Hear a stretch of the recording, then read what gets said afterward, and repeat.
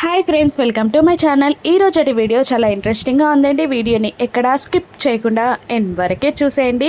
బాగీ మను ఇద్దరు చెస్ ఆడుతూ ఉండగా ఇక మను బాగీపై గెలిచే లాస్ట్ మినిట్లో ఇక బాగీ వేస్తున్న మూవ్ని ఆపేసి అమర్ ఆకుమిసమ్మ అంటూ మను ఎత్తుకు పై ఎత్తు వేసి మనుని చిత్తులా ఓడించి చెక్ పెట్టేస్తాడు అమర్. దాంతో పిల్లలందరూ మిస్సమ్మ గెలిచింది అని అరుస్తూ ఉంటారు. అప్పుడు అంజు మిస్సమ్మ తనంతట తాను గెలవలేదు, నాన్న గెలిపించారు అని అంటూ ఉండగా మీ డాడీ నాకు సపోర్ట్ చేశారని నీకు కుళ్ళు అని బాగి అంజుని అంటూ ఉంటుంది. ఇక అమర్ కోపంగా మనోహరి కాస్త బయటికి రా అని అరిచి అక్కడి నుండి వెళ్ళిపోతాడు. ఇక అమర్ మాటతో మనోహరి బాగి ఇద్దరు టెన్షన్ పడుతూ ఉంటారు. ఇంత కోపంగా అమర్ ఎందుకు పిలుస్తున్నట్టు అని మను అనుకుంటూ ఉండగా ఈయన ఇంత కోపంగా ఎందుకు పిలుస్తున్నట్టు, ఏమై ఉంటుంది, ఏం మాట్లాడబోతున్నాడు అని బాగి కూడా ఆలోచనలో పడిపోతుంది. అమర్ వరండాలో నిలబడి మనోహరి కోసం వెయిట్ చేస్తూ ఉండగా డోర్ దగ్గర నుండే అమర్ ఇంత కోపంగా ఉన్నాడు, ఏం జరిగిందో, ఏం అడగబోతున్నాడో అని టెన్షన్ పడుతూ అమర్ దగ్గరికి వచ్చి ఏదో మాట్లాడాలి అన్నావు అమర్ అని అడుగుతూ ఉంటుంది మను. ఇక అమర్ అంతే కోపంగా ఈరోజు ఎక్కడికి వెళ్ళావు మనోహరి అని అడిగేస్తాడు. మను నీళ్లు మింగుతూ ఉంటుంది. మళ్ళీ అమర్ చెప్పు ఎక్కడికి వెళ్ళావు అని అడుగుతూ ఉండగా చెప్పాను కదా ఫ్రెండ్స్తో కేఫ్కి వెళ్ళాను అని అంటూ ఉంటుంది మను. ఏ ఏరియాలో ఉంది కేఫ్ అని అమర్ అడుగుతూ ఉండగా బంజారా హిల్స్ అని మను చెప్తూ ఉంటుంది. ఎలా వెళ్ళావు, కేఫ్ దాకా కార్లోనే వెళ్ళావా అని అడుగుతుండగా అవునా మర్ ఎందుకు అలా అడుగుతున్నావు అని మను అడుగుతూ ఉండగా ఇక కేఫ్ ఏ ఏరియాలో ఉందన్నావు అని మళ్ళీ అడుగుతూ ఉంటాడు. అది బంజారా హిల్స్ అని అంటుండగా మరి నేను నీకు కాల్ చేసిన టైంలో ఎక్కడున్నావు అని అమర్ మళ్ళీ అంటుంటాడు. అదే చెప్పాను కదా అమర్ కేఫ్లో ఉన్నానని అని మను అంటుండగా మరి నీ కార్ ఏంటి కేఫ్ దగ్గర కాకుండా బంజారా హిల్స్లో కాకుండా నానాగూడ సర్కిల్స్ దగ్గర ఉంది అని అమర్ అనడంతో ఇక గోరాతో ఉన్న విషయం అమర్కి తెలిసిపోయిందా, అప్పుడు నన్ను చూడ్డానికి వచ్చింది అమరా అని మను టెన్షన్ పడుతూ ఉంటుంది. ఏదో కవర్ చేయాలని ఆన్ ద వేలో అని అనబోతూ ఉంటే ఇక కుక్కట్పల్లికి బంజారా హిల్స్ వెళ్ళే రూట్లో నానాగూడ సర్కిల్ లేదు కదా, అయినా నేను డ్యూటీకి వెళ్తుండగా నానాగూడ సర్కిల్ దగ్గర నీ కారుని చూశాను, అక్కడ నువ్వు లేవు, నీకు కాల్ చేస్తే మాత్రం బంజారా హిల్స్లో ఉన్నానని చెప్పావు, నీ కార్ అక్కడే ఉంది, అందుకే అడుగుతున్నాను అని అమర్ పదే పదే నొక్కి అడగడంతో మను టెన్షన్ పడుతూ ఉంటుంది. ఇక అమర్ ఇలా అంటుంటాడు, నాకు కావాల్సింది నీ మౌనం కాదు,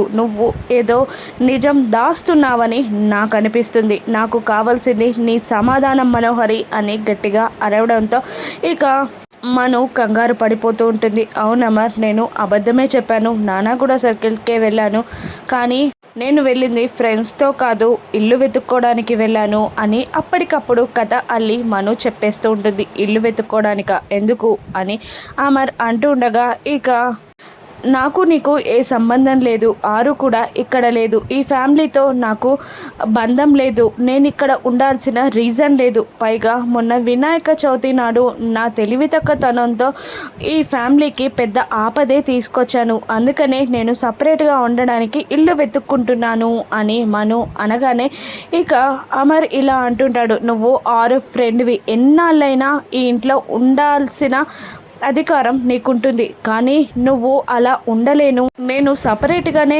ఉండాలి అనుకుంటే అది నీ ఇష్టం, కానీ ఊరికి అంత చివరన కాకుండా ఈ ఇంటి పక్కనే దగ్గరే మంచి ఏరియాలో రాతోని నీకు ఇల్లు చూసి పెట్టమని చెప్తాను, నువ్వు ఉండలేకపోతే హాయిగా అక్కడ ఉండొచ్చు, నువ్వు కావాలంటే ఇప్పుడు ఇంట్లో నుండి వెళ్ళిపోవచ్చు అని అమర్ అనగానే ఇక మను వద్దమర్ వద్దు అప్పుడే వద్దు, నేను ఇప్పుడే ఇంతమందితో కలిసి ఉండి ఒంటరిగా ఉండలేను, కాస్తన్ని రోజులు నాకు గడివివ్వు అని మను అంటుండగా అలాగే అని అమర్ వెళ్ళబోతూ ఉండగా అమర్ రెండు చేతులని పట్టుకొని thank you Amar, thank you నన్ను అర్థం చేసుకున్నందుకు అని అంటుండగా ఇక మనోహరి పట్టును నుండి అమర్ తన చేతులని విడిపించుకుంటూ సరే నీ ఇష్టం అని అంటూ వెళ్ళబోతూ ఉంటాడు అమర్. ఇక మను ఇలా అనుకుంటూ ఉంటుంది, 2 నిమిషాలు కూడా నేను చేతులు పట్టుకుంటే ఓర్చుకోలేకపోయావు, అటువంటిది నువ్వే వచ్చి నా మెడలో తాళి కట్టేలా నేను చేస్తాను అని మను మనసులో అనుకుంటూ ఉంటుంది. ఇక భాగ్య ఆయన ఏం మాట్లాడుతున్నారో రాథోడ్కి తెలుసు, రాథోడ్ని అడుగుదాం అని అనుకుంటూ ఇక రాథోడ్ అంటూ రాథోడ్ దగ్గరికి వెళ్ళి భాగ్య మాట్లాడుతూ ఉంటుంది. ఏం జరిగింది అని భాగ్య అడగగానే అక్కడ నానాగూడ సర్కిల్ దగ్గర జరిగిన విషయం అంతా రాథోడ్ చెప్పేస్తూ ఉంటాడు.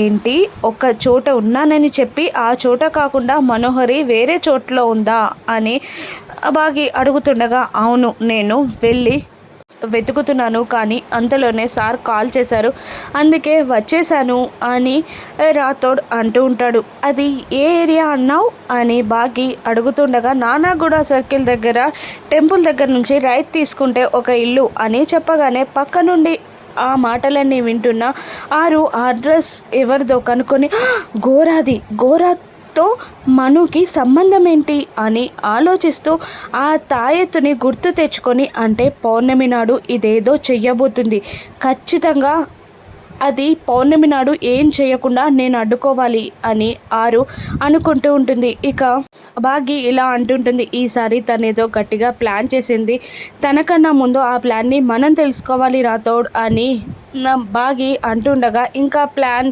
స్కెచ్ అంటూ ఏదేదో మాట్లాడతావేంటి, సార్ కంటే తన నిజస్వరూపం తెలీదు, కానీ మనకు తెలుసు కదా, మనం వెళ్ళి సార్కి చెప్పేద్దాం అని అంటూ ఉంటాడు రాథోడ్ బాగితో. లేదు, ఇటువంటి చిన్న చిన్న విషయాలకి తను శిక్ష అనుభవించకూడదు, తను అక్కని చంపింది అని రుజువులతో సాక్ష్యాధారాలతో నిరూపించి తనకు శిక్ష పడేలా చేయాలి, అక్కని చంపినందుకు మాత్రమే తనకు శిక్ష పడాలి, ఆ తర్వాత తను కలలు కంటుంది ఎప్పటికీ జరగదు అని తనకి నిరూపించి తన కళ్ళ ముందే తన కళని కూల్చేయాలి అని అంటుండగా, అవును అని రాథోడ్ కూడా అంటుంటాడు. ఇక బాగి అక్కడి నుండి వెళ్ళిపోగానే ఎవరో ఏదో ఒకటి చేసి ఆ మనోహరిని ఇంట్లో నుండి గెంటేస్తే బాగుండు అని అనుకుంటూ ఉంటాడు రాథోడ్. ఇక పౌర్ణమి రోజు నువ్వేం చేయనున్నావో నాకు తెలుసు, ఖచ్చితంగా ఈ పౌర్ణమికి నీ ఆటలు సాగనివ్వను మను అని ఆరు అంటూ, ఈ ఫ్యామిలీలోకి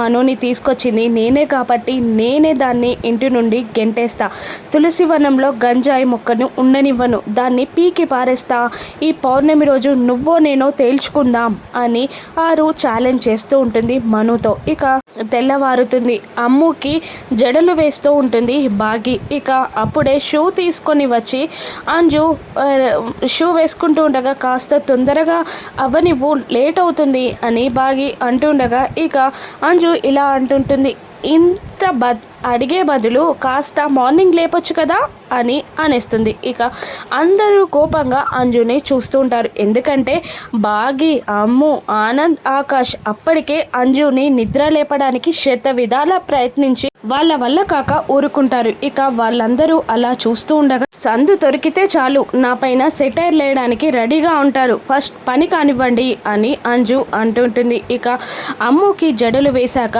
బాగి వెళ్తూ తన చీర కొంగుని అమ్ము ముఖంపై వేసి అమ్ము జుట్టు అంతా చెరిపేసి అక్కడి నుండి వెళ్తుంది. చెప్తా నాకు కూడా టైం వస్తుంది అని అంజు అనుకుంటూ ఉంటుంది. ఇక మను గోరా ఇచ్చిన తాయెత్తు పట్టుకొని పిల్లల రూమ్ దగ్గరికి వచ్చి, నిన్ను ఓడించాలి అంటే నీ పిల్లలే కరెక్టారు అని అంటూ అంజు దగ్గరికి వచ్చి, నీతో కాస్త సీక్రెట్ మాట్లాడాలి, ఇలా వస్తావా అంజు అని మను అడుగుతుంది. అలాగే ఆంటీ అని అంటూ అంజు వెళ్తుండగా పిల్లలు ముగ్గురు అదో రకంగా చూస్తూ ఉండిపోతారు. ఇక అంజు రాగానే మనోహరి ఒక బుగ్గ మీద ముద్దు పెట్టి, నిన్ను చూస్తుంటే చిన్నప్పుడు నాకు నేనే చూసుకున్నట్టుంది తెలుసా నీకు అని మను అడుగుతుండగా, ఏంటంటే మీకు కూడా చిన్నప్పుడు చదువు రాకపోయేదా, నాలాగే అల్లరి చేస్తూ వేస్ట్ ఫెల్లోలాగా ఉండేవాళ్ళ, అందరితో తిట్లు తింటూ పనిష్మెంట్ తీసుకునేవాళ్ళ అని అంజు అంటుండగా, ఆగాగు, నేననేది నీలాగా క్యూట్గా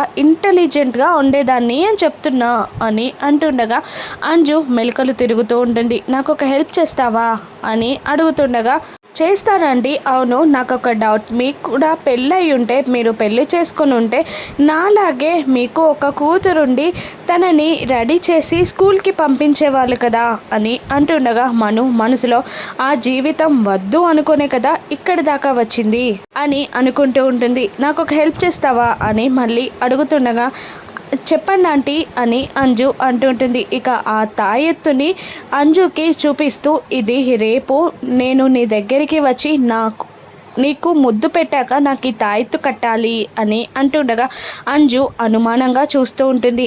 ఎందుకంటే అలా అని అడగగా అదొక సీక్రెట్ అని అంటూ ఉంటుంది మను.